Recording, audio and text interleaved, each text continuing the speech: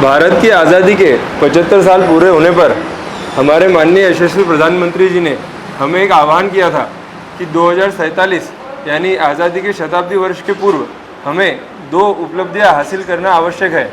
एक तो ये कि हमें अपने देश को विकसित राष्ट्र बनाना है और दूसरा ये कि हमें अपनी सांस्कृतिक गुलामगिरी से आज़ादी प्राप्त करना है। सांस्कृतिक आज़ादी से गुलामगिरी प्राप्त करने का तात्पर्य यही है कि हम अपनी संस्कृति पर गर्व महसूस करें और अपनी संस्कृति की रक्षा संवर्धन पर कार्यरत हो जाए।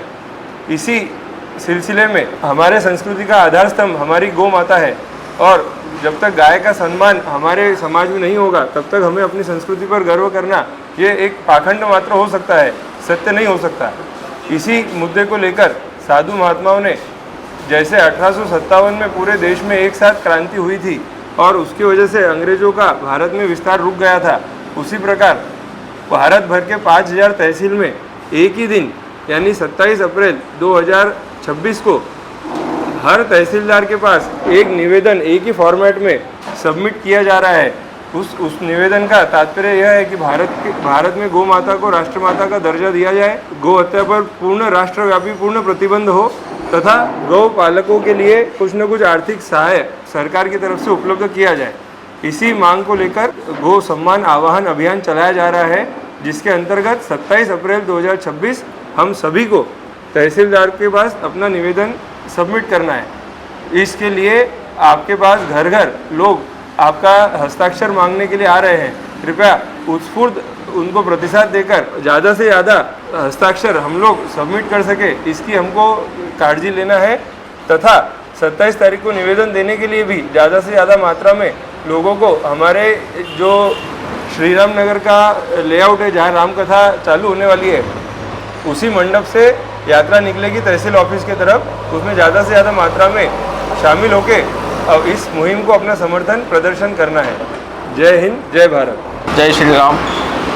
जी गोमाता आपल्याला पूजनीय आहे, ज्या गोमातेमध्ये आपण 33 कोटी देवांचा वास पाहतो, अशी गोमाता वाचली पाहिजे यासाठी पूर्ण देशभर एक गो सन्मान अभियान चालू आहे। त्या अभियानाचा उद्देश एकच आहे की गोमाता वाचावी, गोमातेचा योग्य सन्मान व्हावा, गोमातेची हत्या पूर्णतः बंद व्हावी म्हणून देशभरातील साधू संत महात्मा यांनी एक आवाज उठवला आहे की गोहत्या आता पूर्ण भारत देशातून बंद व्हायला हवी। देशात जर राम मंदिर सारखे कायदे होऊ शकतात, 370 कलम सारखे कायदे बंद होऊ शकते, तर गोहत्या सुद्धा बंद होऊ शकते, फक्त आपल्या सरकारची इच्छा हवी। त्यासाठी सर्व साधू संत महात्मांच्या आशीर्वादाने पूर्ण देशभरात 5000 पेक्षा जास्त तहसीलमध्ये 27 एप्रिल 2026 रोजी वार सोमवार दिवशी गो सन्मान दिवस म्हणून आयोजित केला आहे। या गो सन्मान दिवसानिमित्त देशातील 5000 पेक्षा जास्त तहसीलवर एकत्र एकाच दिवशी देशभरात निवेदन सादर करायचे आहे। त्या निवेदनात देशभरातील नागरिकांच्या घरोघरी जाऊन एक स्वाक्षरी मोहीम सुद्धा चालू आहे। त्या स्वाक्षरी मोहिमेअंतर्गत पूर्ण देशातील जास्तीत जास्त लोकांचं समर्थन या गोहत्या मुक्त आंदोलनाला व गोमातेला राष्ट्रमाता सन्मान मिळवून देण्यात होणार आहे।